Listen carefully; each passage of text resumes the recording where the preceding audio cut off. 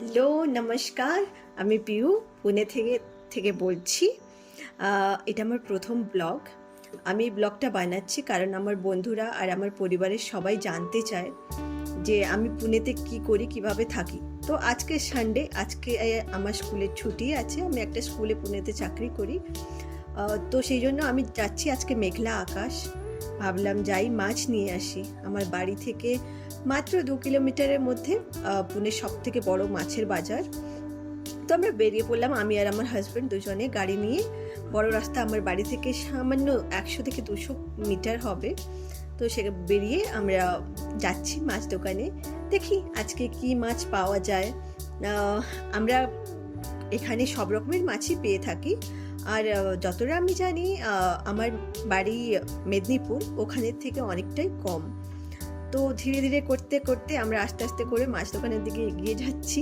পুনেতে বাসের খুব প্রবলেম, তো একটা বাস তো দেখতে পাচ্ছি, এর বেশি দেখা যায় না। এখানে ট্রাফিকও খুব বেশি। কথা বলতে বলতে আমরা মাছ দোকানের কাছেই চলে এসেছি। আমরা গাড়িটা পার্ক করে নিই ফার্স্ট, তারপরে আমরা দেখাচ্ছি আপনাদের কীরকম এখানে মাছ বাজার, কীরকম দাম, কি ব্যাপার। সেটা আমি অন্যদিন আরেকটা ভিডিও বানিয়ে তাতে বলার চেষ্টা করব। আজকে সবটা তো বলা সম্ভব না একটা ভিডিওতে। তো আমরা আজকে যাচ্ছি। আজকে আমাদের ইচ্ছে আছে একটুখানি রুই বা কাতলা কিছু নেওয়ার। এই দাদা আমাদের পরিচিত মাছ দোকান, এর কাছ থেকে আমরা 5 থেকে 6 বছর নিচ্ছি মাছ। তো আজকে আমার খুব ইচ্ছে করছে একটুখানি কাতলা নেওয়ার, কারণ আমরা দুজনেই কাতলা খেতে খুব পছন্দ করি। তো উনি কাটছেন। কাতলাটার ওজন ছিল প্রায় 1 কেজি 600 মতো, 160 টাকা কেজি, 160 টাকা কেজি না, আর হয়েছিল 1 কেজি 600।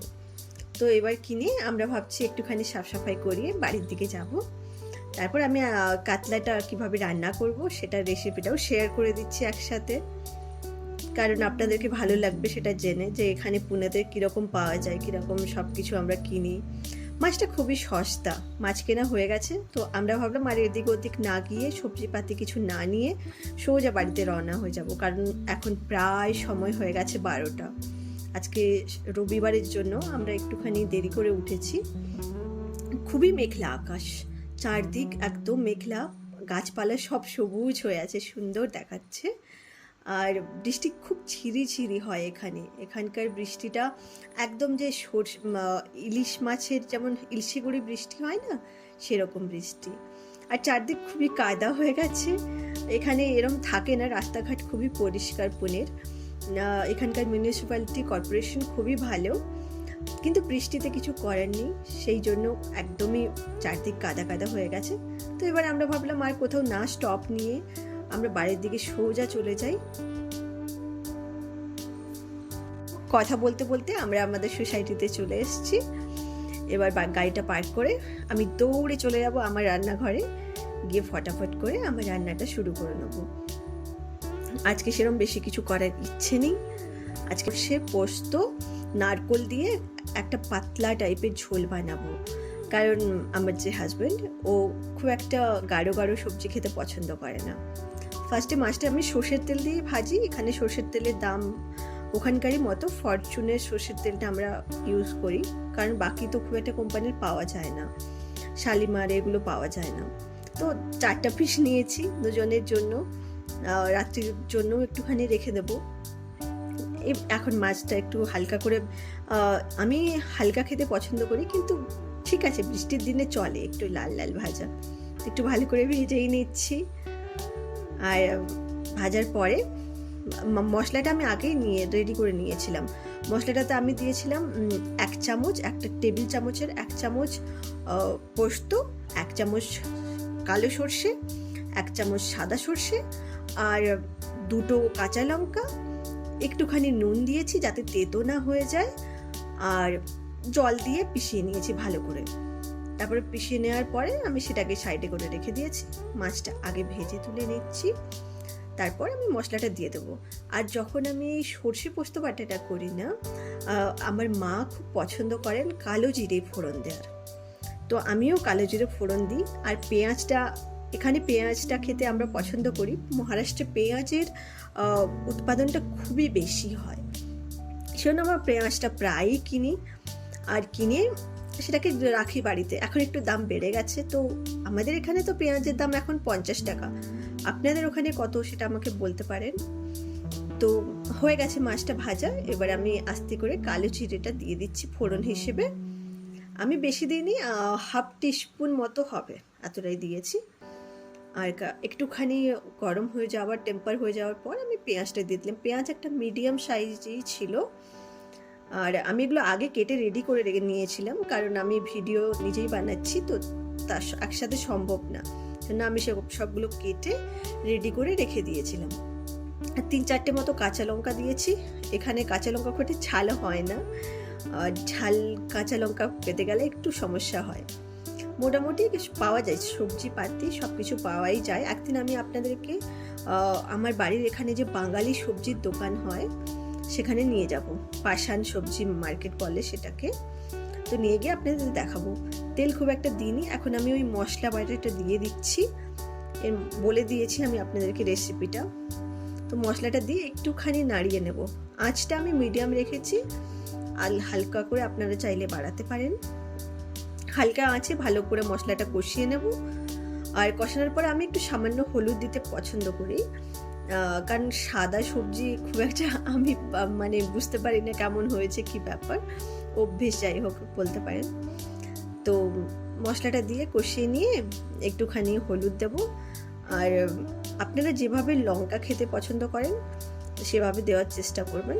আমি একটুখানি লঙ্কা খেতে পছন্দ করি, যেহেতু আমার একটু গলাটা এখন ব্যথা আছে আর বর্ষা হচ্ছে, তো লঙ্কা দিলে আশা করি ভালোই লাগবে, ঝাল ঝাল হবে। আমার ছোট্ট কিচেন, সেজন্য সব কিছু হাতে হাতেই আমি নিতে পারি। নুন দিয়ে দিয়েছি 1 চামচ কথা বলতে বলতে। আর এটা টমেটো পেস্ট, কারণ আমার বাড়িতে টমেটো ছিল না, তো আমার ফ্রিজে দেখলাম যে টমেটো পিউরি আছে, একটা ছোট প্যাকেট নিয়ে এনে রেখেছিলাম। তো ওটা খুবই ভালো হয়, মানে চটজলদি যদি রান্না করার জন্য খুব ভালো হয়। খুব একটা দাম বেশি না, আমার মনে হচ্ছে 36 টাকা মতো নিয়েছে। আপনারা যে কোনো দোকানে গেলে জিজ্ঞেস করতে পারেন, তো ওরা আপনাদের বলে দেবে। তো আমি আসলে সকালে স্কুল যাই তো 7:30টার সময়, তখন আমার কাছে অতটা সময় থাকে না জিনিসগুলোকে রেডি করে নেওয়ার জন্য। তো এবার লঙ্কা গুঁড়োটা দিয়েছি, আমি ঝাল ভালোবাসি বলেইছি আপনাদের। তো এটা দিয়ে হালকা আঁচে একটুখানি নাড়িয়ে নেব।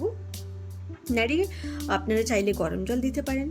আমি গরম জল দিই না, কারণ গরম জল সাইডে আমি ভাতও বসিয়েছি, তো আমার 2টো ওভেন, তো একটাতে সম্ভব না ভাতটা বারবার নামিয়ে, তো আমি সেজন্য ঠান্ডা জল ব্যবহার করে নেবো। আমার যে মিক্সি আছে যেটাতে মশলা পিষিয়েছিলাম ওটাতেই জল দিয়ে ভালো করে ধুয়ে নিয়েছি, সেজন্য জলটার রং সাদা লাগবে হয়তো আপনাদের। তো নিয়ে হালকা আঁচে 2-3 বার নেড়ে নেবো। নেড়ে আস্তে আস্তে করে আপনাদের হিসেব মতো জল দেবেন। যদি আপনি চান এরকমভাবে রাখতে পারেন, আর একটুখানি জল দিয়ে মাছটা দিয়ে হালকা ঢাকা দিয়ে নামিয়ে দিতে পারেন। আর নুন হিসেব মতোই দেবেন আপনি যেরকম খান। কিন্তু আপনি যদি চান আমার মতো একটুখানি পাতলা ঝোল করতে, তো সেটাও করতে পারেন। আর পোস্তর দাম বলতে এখানে পোস্তর দাম 1500 টাকা কেজি। আমার বাড়িতে আমার মায়ের সাথে কথা হয়েছিল, তিনি বললেন যে 1600 টাকা বোধ হয় ওখানকার পোস্তর দাম। তো এবার আমি আমার হিসেব মতো জলই দিয়ে দিচ্ছি। জল দিয়ে জলটা একটু ফুটিয়ে নিই, যখন একটু ফুটে যাবে তখন মাছটা দেওয়া আমি প্রেফার করি। তো আমার তো মনে হলো আমার একটুখানি জল বেশি লাগবে, আমি ডাল বানাচ্ছি না, আর আজ কোনো এক্সট্রা আমার সবজি হয়নি বাড়িতে। আর ভাত এখানে আমি আপনাদের একদিন দেখাবো আমি কি চাল কিনি। চালের দাম এখানে মোটামুটি 60 থেকে 80-র মধ্যে, একটুখানি ঠিকঠাক চাল। আমি যেটা কিনি এটার নাম লং গ্রেন রাইস। আর বাইরের ওয়েদার একদমই মেঘলা, আমার জানালা থেকে দেখা যাচ্ছে মেঘলা আকাশ। কথা বলতে বলতে আমার ফুটে গেছে ঝোলটা, তো আমি এখন মাছটা ছেড়ে দিচ্ছি। একটুখানি সময় তো দিতে হবে, 5 মিনিট মতো মাছটা নরম হওয়ার। কাতলা মাছ তো একটু ফুলে যায়, ভাজার সময় যত ছোট লাগুক দেখতে একটুখানি সময় লাগে রসটা চুষে নিতে ঠিক করে। ছেড়ে আমি একটুখানি দেখে নিচ্ছি আশেপাশের জিনিসগুলো কি নিজের, কারণ কালকে স্কুল আছে, তো সে জিনিসগুলোকে রেডি করতে হবে। সবজিটা হয়েই গেছে 5 মিনিটে, মাছটা লেগে গেছে। এবার আমি নামিয়ে নিচ্ছি। নামিয়ে আর কি, গরম গরম ভাত হয়ে গেছে, শাক করে দেবো ফটাফট করে, আর হয়ে যাবে। ব্যাস হয়ে গেছে। আপনারা দেখতেই পাচ্ছেন আমি একটুখানি ঝোল রেখেছি, কারণ আর কিছু সবজি হয়নি। আর আমি ধনেপাতা দিয়ে সবজিটা সার্ভ করে নেবো। আপনারা যে ধনেপাতা যদি খান ধনেপাতা দিতে পারেন, আর যদি ধনেপাতা না পছন্দ করেন তাহলে ঠিক আছে। আশা করি আমার একটা ছোট্ট দিন, সানডে দিনের ব্লগ আপনাদের ভালো লাগলো। যদি ভালো লেগে থাকে তাহলে ভিডিওটি শেয়ার করতে পারেন। আর অসংখ্য ধন্যবাদ আপনাদেরকে আমার সাথে থাকার জন্য আর ভিডিওটি দেখার জন্য। Thank you so much.